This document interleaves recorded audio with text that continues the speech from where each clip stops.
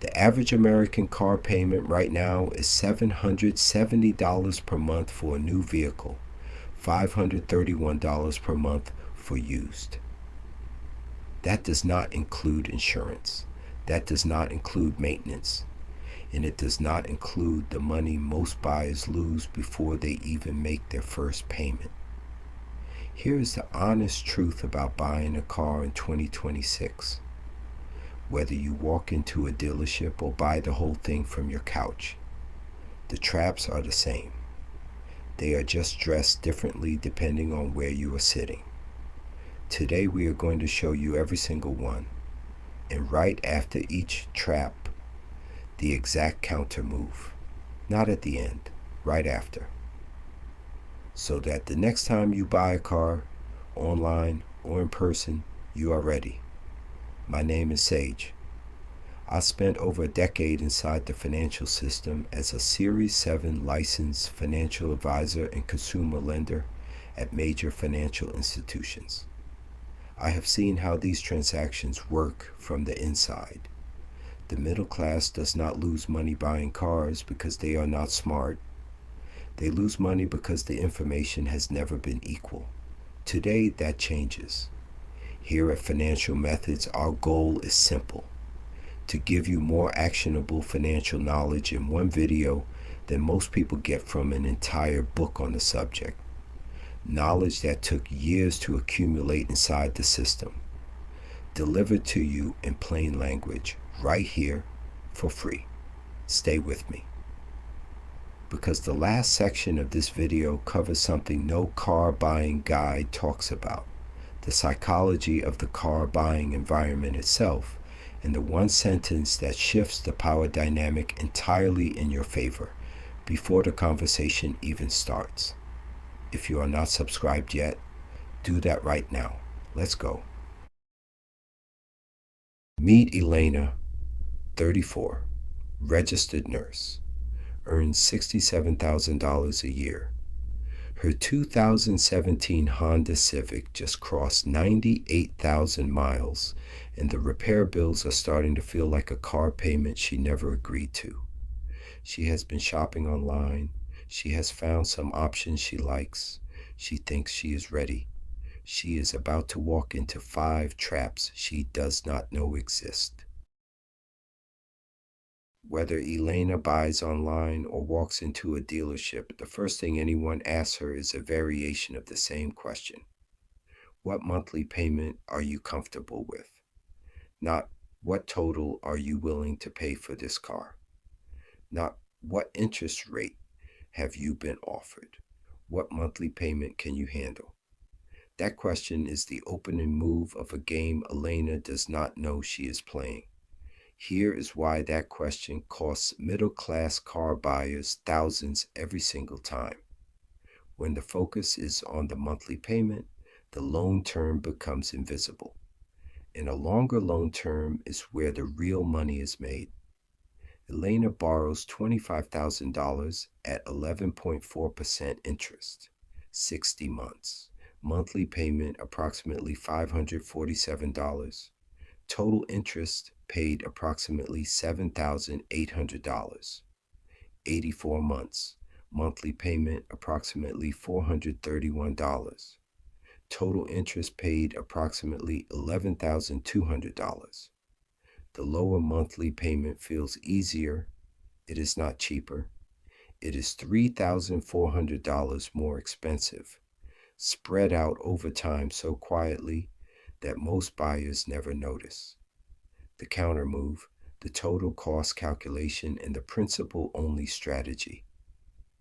Before Elena agrees to any loan terms, she does one calculation: monthly payment multiplied by number of months. That is the real price of the car, not the sticker, not the negotiated price, the total after interest. Then, and this is the move most car buyers never make, she adds $200 per month, designated as principal only, to every payment. On an 84-month loan, that one habit reduces the term from 7 years to just over 4 years and saves approximately $4,000 in interest. 3 words to say every single time you make that extra payment, apply the principal. Some lenders will otherwise advance your next due date, which does not reduce your balance or save a single dollar in interest. Principal only, every time. Here is something most car buyers never find out. When you finance through a dealership or through an online platform's financing option, the lender approves you at one interest rate.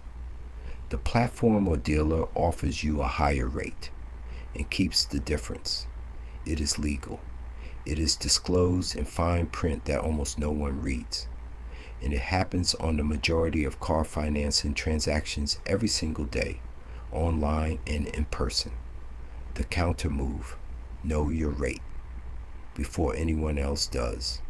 The single most powerful move any car buyer can make is getting pre-approved at their own bank or credit union before the car buying process begins. That pre-approval tells you what rate you actually qualify for, not what a dealer or platform decides to offer you. Now, I want to be honest with you here because most financial content skips this part. Most car buyers do not have a pre-approval in hand when they start the process. The majority use whatever financing the dealer or platform offers. And that is completely understandable. If that is your situation, here is what you do. Know your credit score before the conversation starts. Check it free at annualcreditreport.com. No surprises. Know the going rate for your credit tier. A quick search on NerdWallet or Experian shows current average auto loan rates by credit score range. If the rate you are offered is significantly higher than the range for your score, that gap is the markup. Ask directly.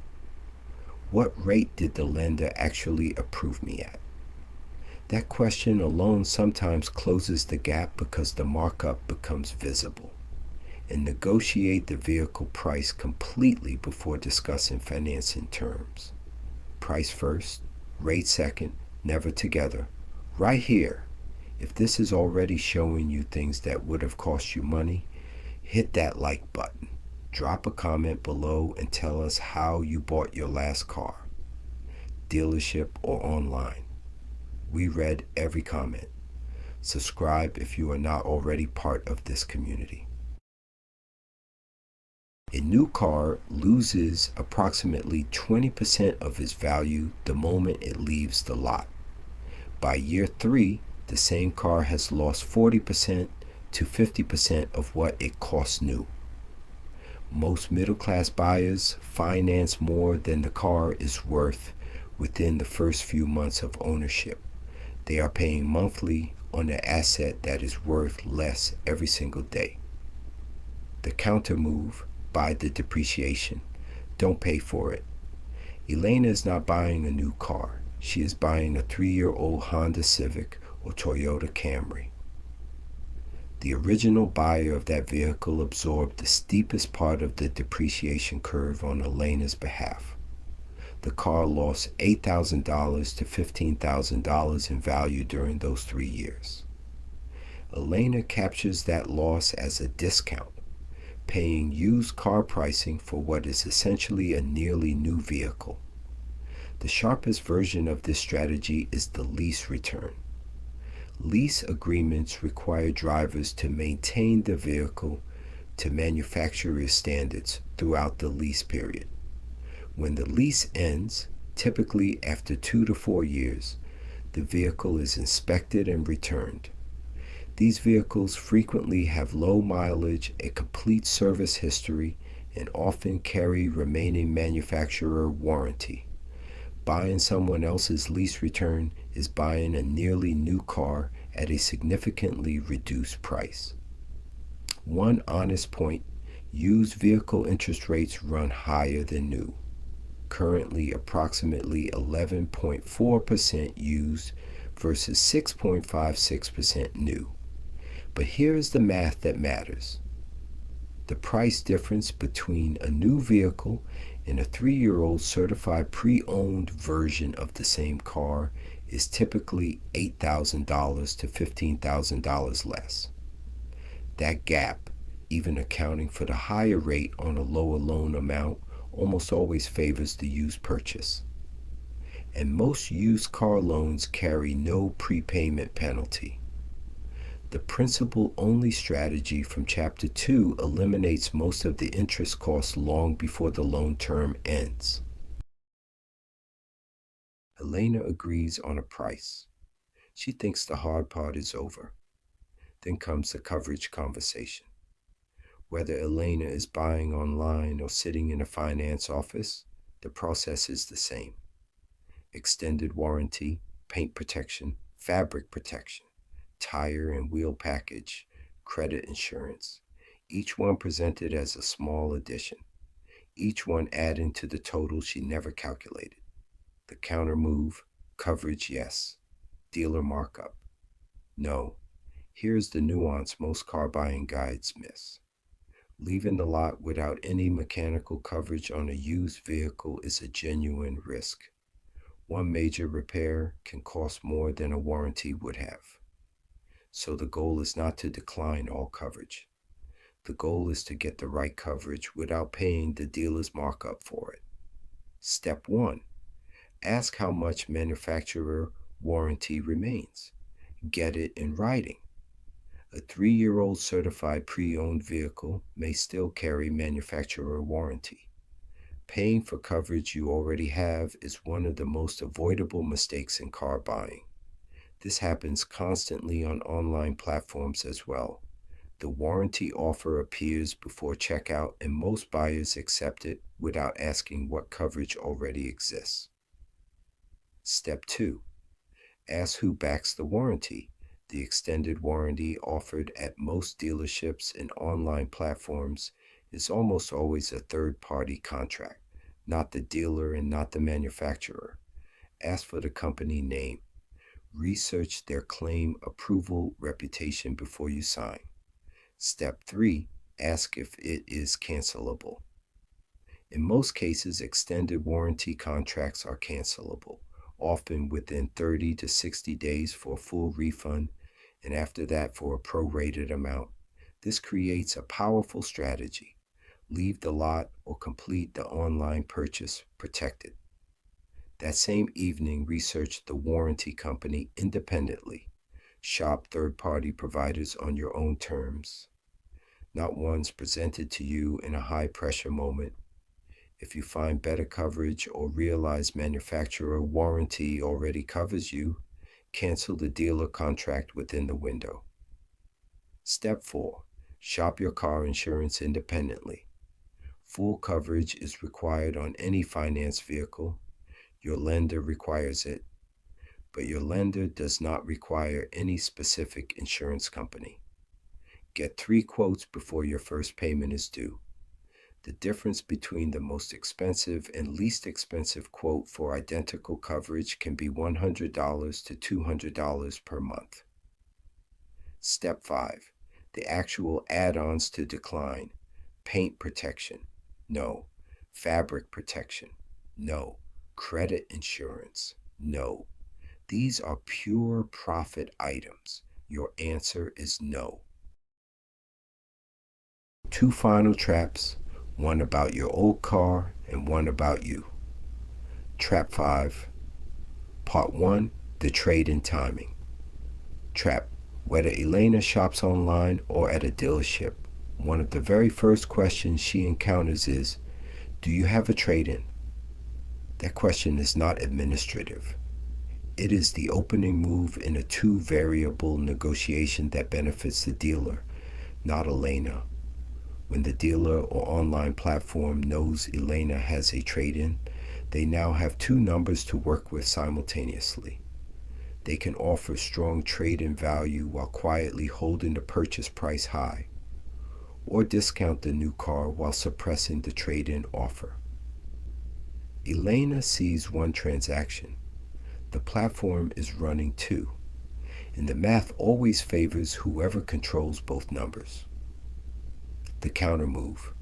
Elena's answer at every stage of the process, online form or in-person question, is 4 words. I haven't decided yet. Not yes. Not no. Haven't decided yet.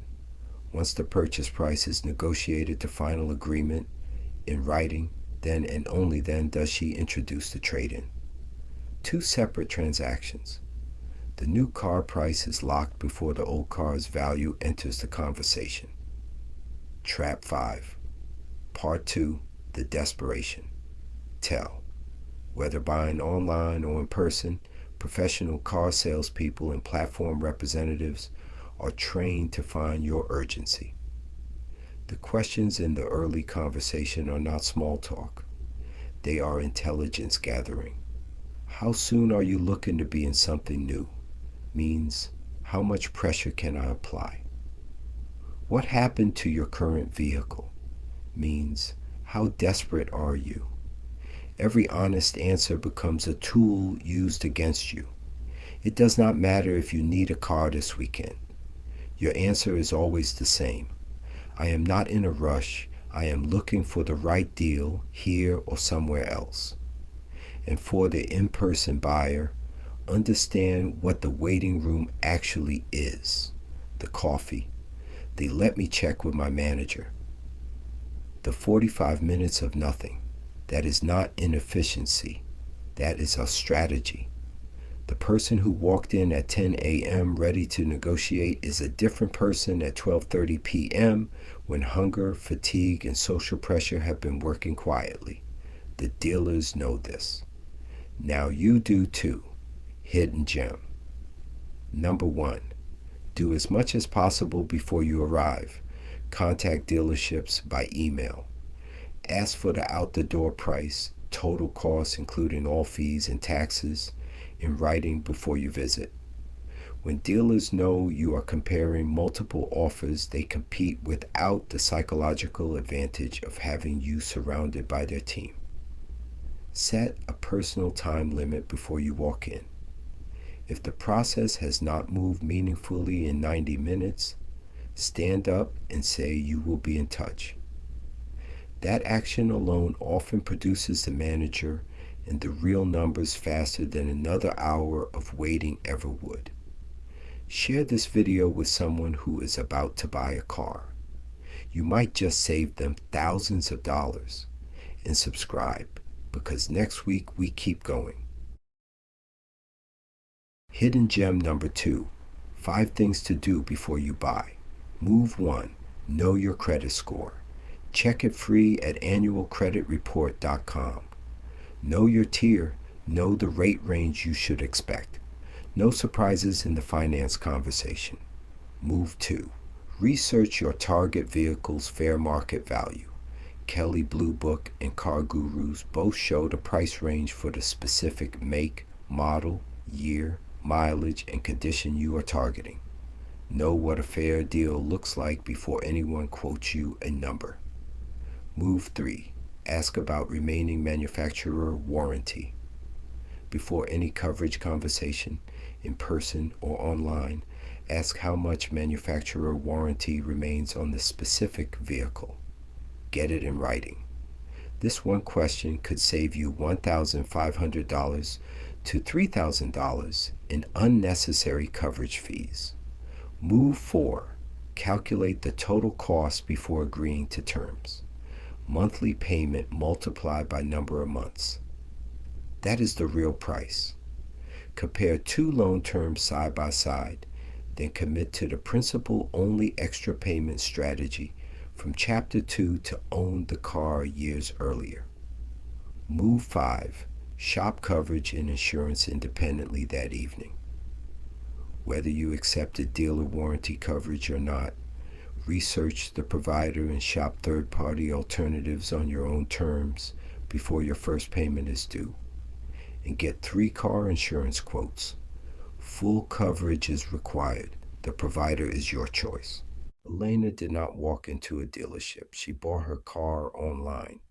She found a 3-year-old Toyota Camry, certified pre-owned, 34,000 miles, listed at $27,500. approximately $10,000 to $12,000 less than the same car cost new 3 years ago. Someone else paid for that depreciation.